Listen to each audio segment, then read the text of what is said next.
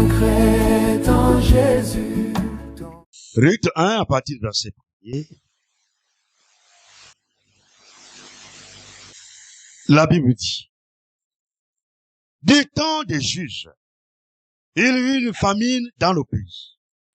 Un homme de Bethléem de Juda partit avec sa femme et ses 2 fils pour faire un séjour dans le pays de Moab.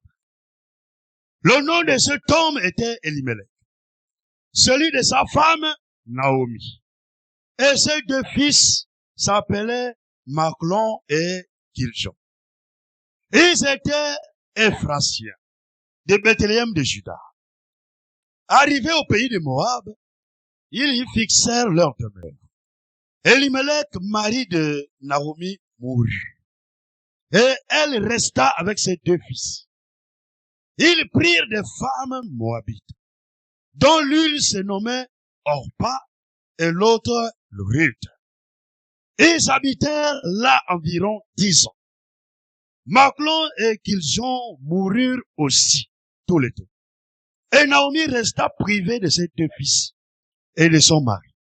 Puis elle se leva et elle et ses belles filles afin de quitter le pays de Moab. Car elle apprit au pays de Moab que l'Éternel avait visité son pays, son peuple. Que l'Éternel avait visité son peuple et lui avait donné du pain. Elle sortit du lieu qu'elle habitait, accompagnée de ses 2 belles filles.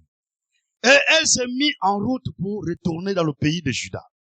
Naomi dit alors à ses 2 belles filles, allez, retournez chacune à la maison de sa mère. Que l'Éternel use de bonté envers vous, comme vous l'avez fait envers ceux qui sont morts et envers moi. Que l'Éternel vous fasse trouver en chacune du repos dans la maison d'un mari. Et elle les baisa et elles élevèrent la voix et pleurèrent. Et elles lui dirent, non, nous irons avec toi vers ton peuple. Naomi dit, retournez mes filles, pourquoi viendrez-vous avec moi? Ai-je encore dans mon sein des fils qui puissent devenir vos maris? Retournez mes filles, allez, je suis trop vieille pour me remarier. Et quand je dirai, j'ai de l'espérance, quand cette nuit même, je serai avec un mari, et que j'enfanterai des fils, attendriez-vous pour cela qu'ils eussent grandi? Refuserez-vous pour cela de vous marier? Non, mes filles, car à cause de vous, je suis dans une grande affliction, de ce que la main de l'Éternel s'est étendue contre moi. Et elles élevèrent la voix et pleurèrent encore. Orpa baisa sa belle-mère, mais Ruth s'attacha à elle. Naomi dit à Ruth, voici ta belle-sœur est retournée vers son peuple et vers ses dieux. Retourne comme ta belle-mère, ta belle-sœur, comme ta belle-sœur. Ruth répondit, ne me presse pas de te laisser, de retourner loin de toi. Où tu iras, j'irai. Où tu demeureras, je demeurerai. Ton peuple sera mon peuple, et ton Dieu sera mon Dieu. Où tu mourras, je mourrai, et j'y serai enterré. Que l'Éternel me traite dans toute sa rigueur. Si autre chose que la mort vient à me séparer de toi. Naomi, la voyant décidée, alla avec elle, cessa ses instances. Que le Seigneur bénisse sa parole. Vous pouvez vous asseoir s'il vous plaît.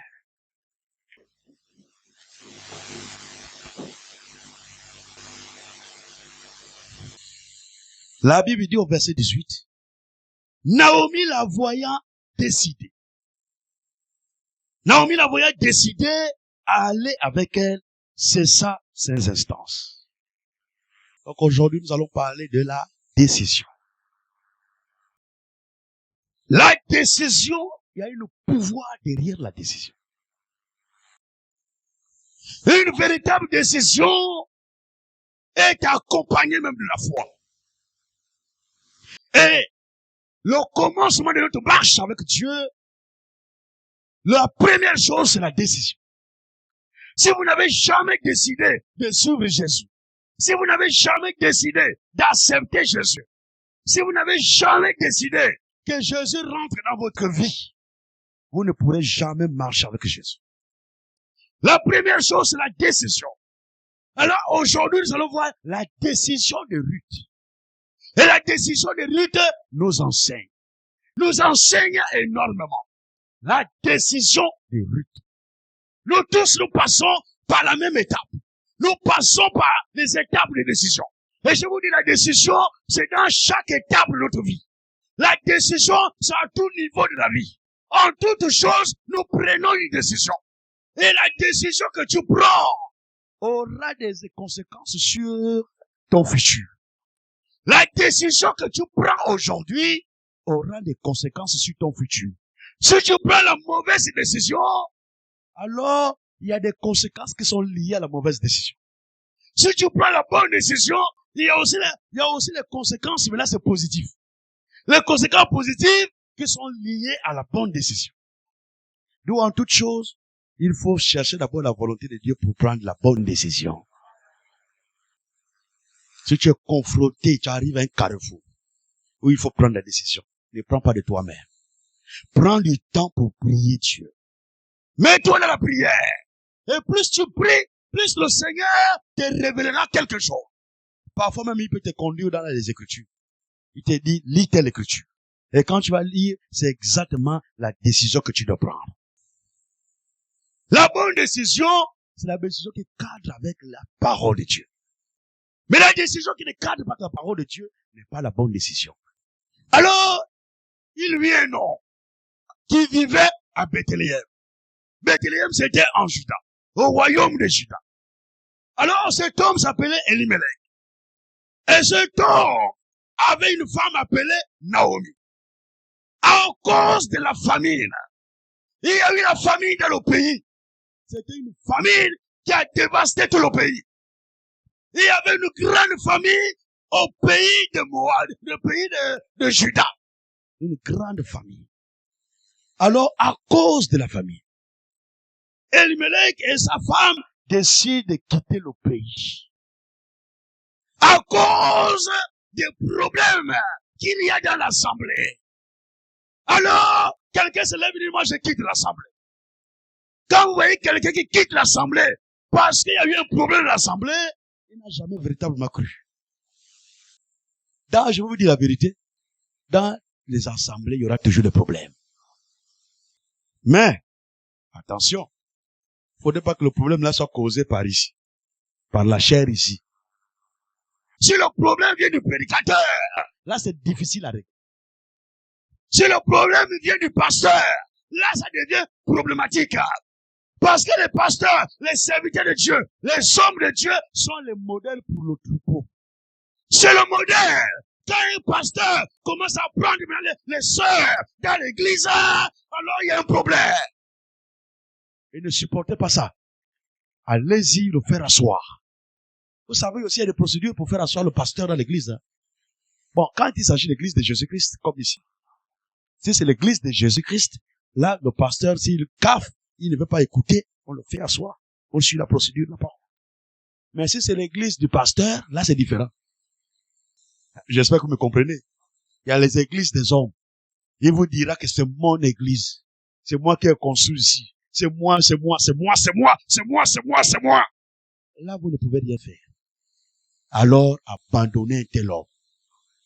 Cet homme a déjà abandonné Dieu. Et comme il a abandonné Dieu, sachez aussi que Dieu l'a déjà abandonné. Mais si Dieu l'a déjà abandonné, vous faites encore quoi là? Ne soyez pas dans ces endroits.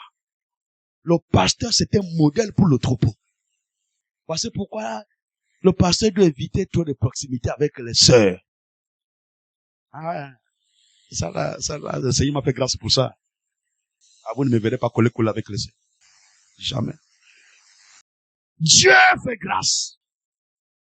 Vous savez, entre l'homme et la femme, là, il n'y a pas le Saint-Esprit. Ah, j'ai le Saint-Esprit, j'ai le Saint-Esprit. Sœur, je peux venir te visiter, je viens là-bas, on va veiller, on va rester ensemble. Il n'y a pas le Saint-Esprit entre l'homme et la femme. Entre l'homme et la femme, vous allez rentrer dans les choses qui sont non conformes à la parole. Vous ne me verrez jamais chez vous, sœur. Venir vous visiter, sœur. J'espère que beaucoup me connaissent déjà un peu quand je vous visite un peu. Je ne viendrai jamais, sœur. En tout cas, Satan peut mettre tous ses pièges en tourme ici. Il ne m'aura jamais. Je connais les tactiques du diable, comment il travaille. Alors, qu'est-ce que j'ai fait? Je mets les garde-fous autour de moi. Quand je viens chez une sœur, je suis accompagné soit de ma femme, soit d'un autre frère. Quand j'arrive là, maintenant, dis-moi ce que tu ne pourras rien parler. Dis-moi ce que tu penses, tu ne pourras pas. Parce qu'il y a un autre frère qui est à côté, où il y a ma femme même qui est là. Quand tu vas parler, ma femme va commencer à te regarder. La décision de Ruth. Alors, ils ont quitté le pays parce qu'il y a eu la famine. Ils sont allés au pays de Moab. Vous savez, Moab et Israël, là, c'est des cousins. Les Moabites, c'est les descendants de Lot. Alors qu'Israël descend d'Abraham. Les descendants de Lot, c'est les Moabites. Et les Moabites, c'est le fruit de l'inceste. Le fruit de l'inceste, quand Lot est sorti de son homme, il est sorti avec ses 2 filles. Et comme ces 2 filles n'avaient plus de mari, quand ils sont arrivés dans la plaine, alors, les filles, qu'est-ce qu'elles ont fait? Elles ont fait boire leur père. Ils ont enivré leur père. Jusqu'à ce qu'il était bourré. Et comme il était bourré, alors, ses propres filles sont allées avec leur propre père. D'où descendent Moab et toute la descendance moabite. C'est le fruit de l'inceste. Alors, nous ne devons pas nous confondre avec tout le monde. Nous ne devons pas nous confondre avec toutes les églises. Il y a des églises, l'église de Jésus-Christ, il y a les églises des hommes. Nous ne sommes pas tous pareils. Quand vous allez quelque part, écoutez ce qui est prêché et regardez ce qui est pratiqué dans l'assemblée. Tout doit être conforme à la parole de Dieu. Si c'est pas conforme, quittez cet endroit. Votre âme est en danger. Pourquoi vous allez supporter le faux? Vous savez, l'esprit de vérité ne supporte pas le faux. Moi, je ne supporte pas le faux. Hein. Si je vous vois en erreur, je viendrai chez vous. Je vous dirai votre erreur. La fausseté ne vient pas de Dieu. La fausseté, c'est pas la nature des enfants de Dieu. La nature des enfants de Dieu, c'est la vérité. Et la Bible dit, dis la vérité à ton prochain. En vue de la paix. Tu as quelque chose dans ton cœur contre ton frère, contre ta soeur, tu gardes ça des années. Ton expérience est fausse. Si tu as quelque chose que tu as observé, va voir la personne. Va parler avec la personne. Si tu gardes ça dans ton cœur, tu vas développer la haine. La haine va commencer à se développer. Alors le diable va commencer à t'utiliser. Tu deviens un pion pour le diable. Il ne faut jamais laisser la haine se développer dans votre cœur. Et Naomi et son mari sont allés dans le pays de Moab pour aller chercher un peu de la nourriture, un endroit pour bien manger. Quand ils arrivent là-bas, ils sont restés un temps. Alors, pendant qu'ils étaient là-bas, au pays de Moab, c'est alors que le mari de Naomi est mort. Il est mort. Et après la mort du mari de Naomi, ces 2 fils qui étaient avec Naomi ont pris, chacun d'eux a pris une femme. Les Moabites. Ils sont allés prendre chez les Moabites. Ils ne sont pas retournés à Jérusalem, à Bethléem, en Juda, pour aller choisir une femme.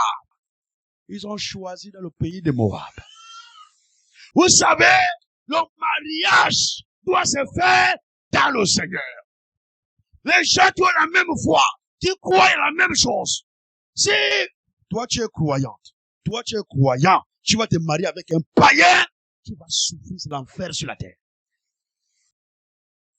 Et Israël n'avait pas le droit d'aller se marier hors d'Israël. Le mariage se fait en Christ. Le mariage c'est entre un frère et une sœur en Christ. C'est ça la parfaite volonté de Dieu. Et quand vous vous mariez en Christ, alors Christ devient le socle de votre foyer. Le socle de votre mariage. Christ reste au contrôle de toutes choses. Mais si tu es dans l'église, et tu vas aller chercher un homme hors de l'église, ou une femme hors de l'église, tu vas supporter les conséquences. Tu vivras l'enfer sur la terre. Satan passera par ces personnes pour te faire souffrir. Parce qu'il ne craint pas Dieu. Et comme il ne craint pas Dieu, Satan l'utilise. Il va même t'empêcher de venir à l'église. Tu ne parles pas à l'église. Votre église, non, aujourd'hui tu n'iras pas. Tu vas faire comment? Le mariage. Ça, c'est un point important. Le mariage s'est fait en Christ. Les gens qui croient Christ et qui croient, ils ont la même foi. Quand vous voulez vous marier, n'allez pas dans une église qui ne croit pas comme vous.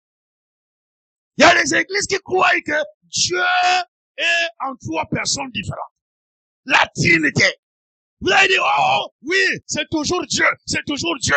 Tu vas aller prendre une femme là-bas, tu vas aller prendre un mari là-bas, tu vas vivre l'enfer sur la terre. Vous n'avez pas, on se marie avec quelqu'un qui a la même foi. La même foi veut dire quoi? La même croyance. Vous croyez la même chose. Et quand vous croyez la même chose, vous pouvez maintenant vous mettre ensemble. Mais si vous ne croyez pas la même chose, vous vous mettez ensemble, je vous mets au défi. Ce mariage-là, vous allez souffrir. Vous souffrirez. Et c'est votre décision. Vous avez pris la décision d'aller vous unir avec quelqu'un qui ne croit pas comme vous. Alors, vous devez en supporter les conséquences. Vous savez, la situation de la femme dans le mariage est plus compliquée que la situation de l'homme dans le mariage. Je vous ai dit, on va enseigner toutes ces choses dans les détails. Le mariage, il y a beaucoup de mystères dans le mariage. Mais, si tu as connu ta femme ou ton mari là-bas hors du bord, tu ne croyais pas encore, c'est un cas différent. Vous vous êtes connus là-bas, tu ne connaissais pas encore la parole. Tu n'avais pas encore accepté Jésus. Tu n'avais pas accepté le Seigneur. Alors quand tu viens avec, si le non-croyant, là c'est Romains 7, si le non-croyant consent à habiter avec toi, il n'y a pas de problème. S'il respecte ta foi, il doit respecter ta foi. Il consent à habiter avec toi et il n'y a pas de problème. Et quelqu'un qui est déjà marié dans le monde, quand il vient à l'église, ne les séparez pas. Parce qu'il y a des églises qui séparent. Oh, c'est pas ton mari. Oh, c'est pas ta femme. Non. Dieu a créé le mariage, même si vous êtes mariés dans le monde. Pour Dieu, vous êtes mariés. Vous êtes mari et femme. Il n'y a pas à divorcer. Si vous venez ici, vous demeurez, il n'y a pas de problème. Et même si tu viens, toi qui as pris, par exemple, la femme a cru. La femme a cru. L'homme n'a pas cru. Vous êtes mariés. Il n'y a pas de problème. Tu continues à venir à l'église. Lui, là-bas, tu pries pour lui. Tu seulement dois prier pour lui, prier pour lui. Vous êtes mariés. Il n'y a pas à dire comme il ne croit pas. Alors, séparez-vous. Non. Ça, c'est le faux évangile. Et vous n'allez pouvoir soutenir ça avec rien dans la parole. Toutes les décisions, il faut soutenir ça sur la base de la parole. Donc, c'est important aussi de bien comprendre cela. Et ils ont pris les deux fils de Naomi, ont pris les Moabites. Orpa et Ruth. Alors, pendant qu'ils étaient là-bas, pendant le temps qu'ils étaient à Moab, dans le pays de Moab, les deux fils de Naomi aussi sont morts. Donc le mari de Naomi est mort. Ces deux fils aussi sont décédés. Naomi reste maintenant seule là-bas, dans le pays de Moab. Quand vous êtes hors de la parole, rien ne marchera pour vous. Si vous êtes une vraie croyante, vous êtes une vraie chrétienne, un vrai chrétien, vous abandonnez la parole, je vous abandonne. Et si Dieu vous abandonne, vous ne pouvez pas prospérer. Et si pendant que vous avez abandonné la parole, vous prospérez, je vous dis la vérité, il y a un piège derrière votre prospérité. Et cette prospérité, c'est pour votre perdition. Vous allez vous perdre. Parce que vous direz que, oh, mais malgré que je ne pars pas à l'église, mais j'ai le travail, un bon travail. J'ai des richesses, j'ai des affaires qui marchent. Tout marche, tout marche. Alors, vous n'aurez jamais la pensée de vous repentir. Alors, si vous êtes dans une telle situation, vous avez abandonné la foi, vous avez abandonné la parole, et tout prospère pour vous. Vous êtes un fils ou une fille de la perdition. Vous allez vous perdre. Un vrai enfant de Dieu, dès que tu abandonnes la parole, rien ne marche plus dans ta vie. Même tes études ne marchent plus. Même ton travail ne marche plus. Tout ce que tu fais ne marche plus. Naomi, hors de son pays, rien ne marchait. Naomi a perdu son mari. Naomi a perdu ses deux fils. Il fallait que Naomi retourne dans son pays si elle veut être bénie. Quand tu as choisi la parole, rien ne marche, arrête-toi un instant. Pose-toi la question, qu'est-ce qui ne marche pas? Qu'est-ce qui ne va pas? Et si tu vois que tu as transgressé la parole, reviens là où tu as abandonné la parole. Reviens te repentir. Repends-toi et continue la marche. Et Dieu sera avec toi. Mais si tu t'entêtes, tu vas vivre les choses difficiles. Les choses que tu ne pourras pas supporter. Si tu es un vrai fils, une vraie fille de Dieu, tu abandonnes la parole. Tu vas aller épreuve sur épreuve. Épreuve sur épreuve. Tout ça pourquoi? Parce que Dieu veut te ramener. Dieu veut te ramener dans sa maison. Alors il va permettre de grandes épreuves qui vont t'arriver jusqu'à un moment donné, tu vas t'arrêter. Tu dis non, non, non, trop c'est trop. Là, rien ne marche.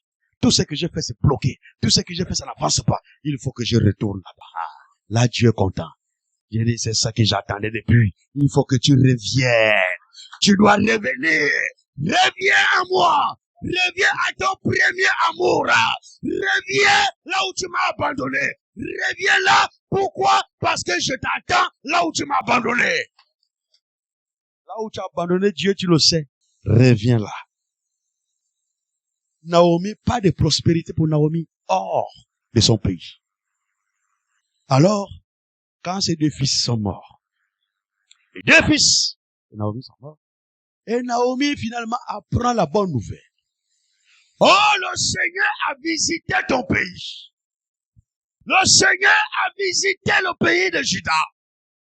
Le Seigneur a accordé du pain en abondance à Bethléem.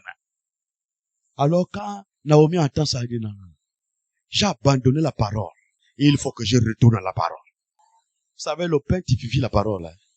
Voici pourquoi le Seigneur pouvait dire, je suis le pain de vie qui est descendu du ciel.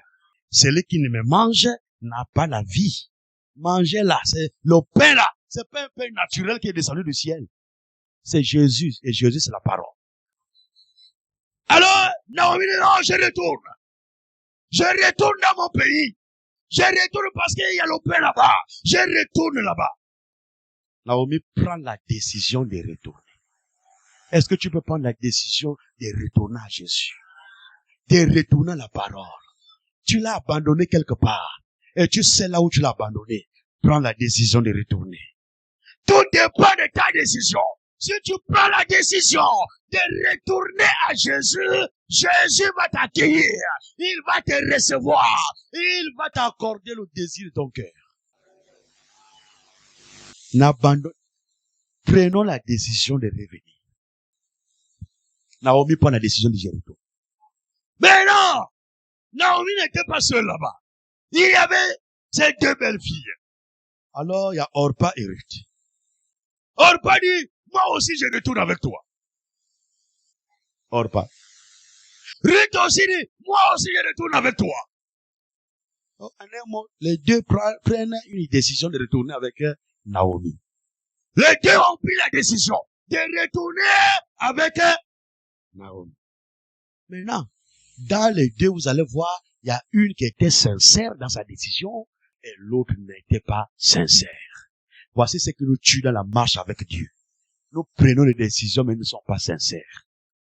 Soit nous faisons du suivisme. Comme l'autre, tu as vu l'autre s'est fait baptiser. Tu dis, moi aussi, je veux me faire baptiser. Tu fais le suivisme, mais il n'y a pas une véritable décision dans le cœur. Et il suffit qu'il y ait une petite épreuve, tu abandonnes l'église. S'il y a une petite épreuve, tu abandonnes Dieu. Les deux ont pris la décision de retourner avec Ruth au pays de Juda. Maintenant, observez. Naomi dit, il faut que je vous montre la réalité du christianisme. Parce que vous pensez que quand vous êtes chrétien, c'est fini. Il n'y a plus de problèmes. Il n'y a plus de maladies. Il n'y a plus de difficultés. Il n'y a plus rien. Vous pensez qu'être chrétien, c'est fini. Parce que pourquoi les églises aujourd'hui restent sur prospérité, pour que les gens restent à l'église. Mais on ne montre pas au peuple la réalité chrétienne. Notre Dieu, c'est un Dieu de prospérité, mais notre Dieu aussi est un feu dévorant. Notre Dieu aime le pécheur, mais notre Dieu est le péché. Notre Dieu n'accepte pas le péché. Donc quand tu pêches, il va pas tu ne prospéreras pas. Il va pas te bénir, il va plutôt te châtier. Celui qui aime bien, châtie bien. Et Dieu est le premier à respecter la règle là. Comme Dieu nous aime, quand nous abandonnons le Seigneur, il nous châtie. Et quand il va te châtier, le châtiment là, si tu ne fais pas attention, tu vas retourner définitivement dans le monde. Parce que Dieu châtie pour que tu reviennes à lui. Mais pour que tu reviennes à lui, il faut un châtiment qui soit grave. Il peut même permettre un accident grave où il te coupe les deux pieds. Comme tu étais déjà dans les choses du monde, tu partais maintenant dans les bois de nuit, partout, mais tu es son fils. Il dit, celui-là m'appartient. Il permet un accident grave, on coupe les deux pieds. Tu ne peux plus aller dans les bois de nuit. Tu n'as plus les pieds. Hein? Là, tu es maintenant sur le fauteuil, là, tu dis, amenez-moi à l'église, frère, amenez-moi à l'église. C'est maintenant toi qui me supplie même le peuple, les frères et les sœurs, amenez-moi à l'église. Le châtiment de Dieu n'est pas comme le châtiment des hommes. Le châtiment de Dieu est proportionnel à la réalité dans laquelle tu es. Si tu subis le châtiment de Dieu, c'est selon la réalité dans laquelle tu te trouves. Naomi dit, je vous montre la réalité des choses. Je ne vous cache pas la parole. Je ne vous cache pas le christianisme. Vous devez connaître la réalité. Alors Naomi dit, je suis déjà vieille. Voici la réalité. La réalité, je suis vieille. Je n'ai plus de mari. Alors, je n'ai pas d'autre fils que je peux vous donner en mariage. Et même si j'ai décidé cette nuit même d'aller avec un homme et que je tombe enceinte, est-ce que vous allez attendre que cet enfant-là puisse grandir et devenir adulte pour vous prendre en mariage? C'est la réalité. Il dit, mes enfants, mes vies, retournez à la maison de vos mères. La réalité est là devant toi. Alors, Orpa qui avait pris la décision de retourner avec Naomi au pays de Juda. Naomi dit, la réalité, moi je ne savais pas que c'était ça le christianisme. Pour moi, je pensais que quand je devais accepter le Seigneur Jésus, on devait me faire baptiser. Quand je sors de là, je suis première de ma classe. Je dois maintenant être première de ma classe. On a dit que vous êtes la tête et non la queue. Donc je suis toujours première de ma classe. Jamais je serai échoué. Quand je sors du banc baptême, je dois maintenant travailler. Il n'y a plus la pauvreté. Je dois travailler. Quand je dépose mon dossier quelque part, il faut qu'on m'accepte. Oui, c'est ça. Moi, c'est ça mon christianisme. Le christianisme, la prospérité. Prospérité à tous égards. Prospérité. Mais entre-temps, tu vis mal. Tu vis dans le péché. Tu vis dans les choses mondaines. Et tu veux la prospérité. Dieu ne te bénira pas. Naomi montre la réalité. Orpa regarde la réalité. Vous savez, entre la réalité et la vérité, c'est deux choses différentes. La réalité peut te montrer que ce mur-là, non, ce plafond-là est blanc. C'est la réalité. Et c'est pas forcément la vérité. C'est là où les magiciens nous trompent souvent. Ce qu'on appelle l'illusion. Il va vous montrer quelque chose, tu dis, ah, c'est vrai. Alors que c'est l'illusion. Donc, c'est pas la réalité. C'est pas la vérité. La vérité, c'est ce que Dieu dit. La vérité, c'est ce qui est dans la parole de Dieu. En toute chose, considère la parole. Considère la vérité de Dieu. Ne considère pas la réalité des choses. Et pour vous dire la vérité, c'est ce qui nous empêche de rentrer à possession de nos bénédictions parce que nous marchons selon les yeux. La vue naturelle. La vue naturelle va te montrer la réalité naturelle. Et quand tu vois la réalité naturelle, il n'y a pas la foi. La foi ne peut pas être là. Celui qui croit doit croire sans avoir vu. Celui qui croira en moi sans avoir vu. Ah, voilà. Tu dois croire par la foi. On ne croit pas par les yeux naturels. On croit par la foi. Et quand tu crois, alors par la foi, tu ne regardes plus par les yeux. Tu regardes maintenant par les yeux de la foi. Donc là où la réalité te montre quelque chose, tu ne considères pas ça. Tu dis non, mon Dieu ne m'a pas dit cela. La réalité ne compte pas devant un enfant de Dieu. Ce qui compte devant un enfant de Dieu, c'est la vérité. C'est la parole de Dieu. Alors Orpa a considéré la réalité. Il dit, mais c'est vrai, c'est que la vieille est en train de dire. La vieille, il a dit, non, mais c'est vrai. Si elle prend même un mari aujourd'hui, là, et qu'elle accouche dans 9 mois. D'abord, il faut attendre 9 mois. Après, quand elle va accoucher, il faut encore attendre que l'enfant devienne adulte. Tout ce temps aussi, moi aussi, je suis en train de vieillir. Je suis en train de vieillir, mais comment je vais pouvoir me remarier? Non. Orpa décide de faire demi-tour. Ça, c'est des croyants qui, dès qu'ils attendent la parole, ils sont contents. Et une petite épreuve. Ah, je reste dans la maison. Il n'y a pas de racines dans le cœur. Une petite épreuve, abandon. Je reste dans la maison. Une petite difficulté, je reste à la maison. Ça, c'est une décision qui n'est pas sincère. Si après votre baptême, vous retournez dans le monde, votre décision n'a pas été sincère. Je vous dis la vérité ce soir. Nous qui connaissons un peu la parole, quand je vois ce genre de cas, je sais que vous êtes partis au baptême là juste, il y avait un autre motif, mais qui n'était pas le motif de Dieu. Vous êtes allé aux yeux du baptême juste peut-être pour autre chose. Au sortir de là, vous allez démontrer que votre décision n'était pas sincère. Dès que vous sortez des eaux du baptême, quelques jours après, on ne vous voit plus, vous n'étiez pas sincère.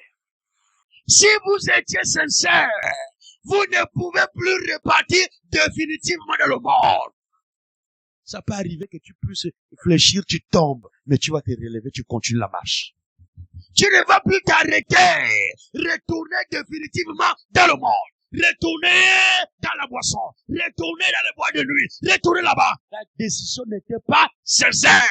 Il y a beaucoup de faux croyants dans les églises où la décision n'est pas sincère. Il y a beaucoup de hors-pas dans les églises. Beaucoup. Et ils ne font jamais de véritables expériences. Et ils n'arriveront jamais jusqu'au baptême du Saint-Esprit. Jamais. Mais, à côté de Orpa, gloire soit rendue à Dieu. Il y a des vrais croyants dans les églises. Il y a des vrais croyants dans les assemblées. Il y a des vrais croyants. Et Ruth typifie les vrais croyants. Le vrai croyant, Ruth, c'était une vraie croyante. Ruth avait pris une décision, mais pas basée sur les intérêts, pas basée sur le mariage, mais basée sur le Dieu de Naomi. Elle dit, ton Dieu sera mon Dieu. Ton peuple sera mon peuple. Là où tu mourras, je mourrai. Là où tu seras enterré, moi aussi je serai enterré. Donc, en un mot, la décision de Ruth, c'est parce que Ruth voyait le Dieu de Naomi.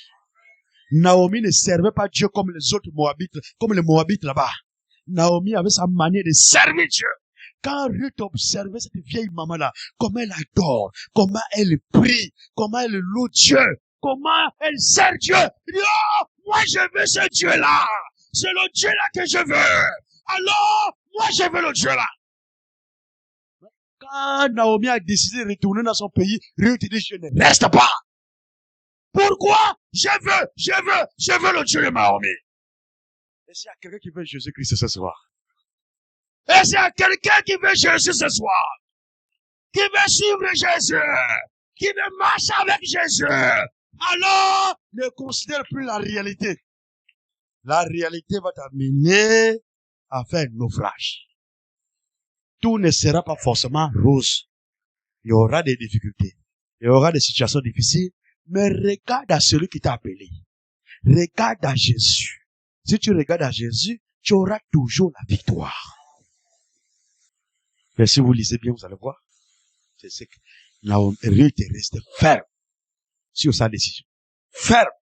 Malgré la réalité que Naomi montre. Malgré la situation. Oh, le mariage. On ne vient pas à l'église pour le mariage. Naomi dit, mais moi, je ne suis pas venu ici là pour le mariage. Moi, c'est le Dieu là que je veux. Je le veux dans ma vie. Je dis, non, moi, je ne suis pas venu à l'église là pour le travail. Je ne suis pas venu ici là chercher les copines, chercher les amitiés. Je suis venu chercher Dieu. Moi, c'est Dieu que je veux. Et si je viens dans l'assemblée ici, c'est pour Dieu seul. Notre raison de venir ici, c'est pour venir chercher Jésus. C'est pour venir voir Jésus. C'est venir toucher Jésus. Nous venons ici là pour Jésus. Si tu as un autre motif pour lequel tu viens ici, tu seras déçu. Tu dois venir ici parce que tu veux Jésus. Nous voulons Jésus? Est-ce que nous voulons Jésus? Alléluia! Que Dieu vous bénisse pour ce soir. Il vous bénisse richement. Peut-être que si le Seigneur permet, il y a beaucoup de profondeur dans l'histoire de Ruth. Vous savez, le livre de Ruth, c'est 4 chapitres. Je sais que toi, tu aimes lire la parole. C'est pourquoi je te regarde. Le livre de Ruth, c'est 4 chapitres. Et chaque chapitre de Ruth montre l'histoire de la rédemption. Toute l'histoire de la rédemption. Un jour, nous allons étudier les 4 chapitres. Vous allez voir l'histoire de la rédemption s'est accomplie dans l'histoire de Ruth. Ruth. Que Dieu vous bénisse. Nous allons nous lever pour prier notre Dieu.